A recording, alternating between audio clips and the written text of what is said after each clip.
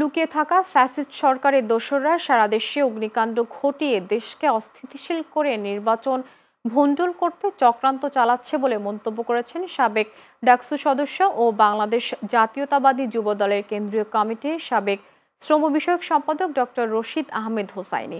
আজ লাকসাম উপজেলার মোদাফফরগঞ্জ বাজারে রাষ্ট্র কাঠামো সংস্কারের ৩১ দফা বাস্তবায়নের লক্ষ্যে লিফলেট বিতরণ শেষে সাংবাদিকদের প্রশ্নের জবাবে তিনি বলেন, এখনও ফ্যাসিস্ট সরকারের কিছু দোসর দেশের ভেতরে রয়েছে। তারেক রহমানের রাষ্ট্র কাঠামো সংস্কারের ৩১ দফা বাস্তবায়নের মাধ্যমেই দেশে গণতন্ত্র পুনঃপ্রতিষ্ঠা ও জনগণের অধিকার ফিরে আসবে বলে প্রত্যাশা করেন তিনি। বর্তমান সরকারকে বিতর্কিত করার জন্য, এই বাংলাদেশকে অস্থিতিশীল করার জন্য বিভিন্ন চক্রান্ত চালাচ্ছে। আপনারা দেখেছেন ৫ই আগস্টের পরে গার্মেন্টস ফ্যাক্টরিতে অরাজকতা সৃষ্টি করে এবং বিভিন্ন লোকজন একদিনেই সমস্ত দাবি দেওয়ার জন্য রাস্তায় নেমে পড়েছিল।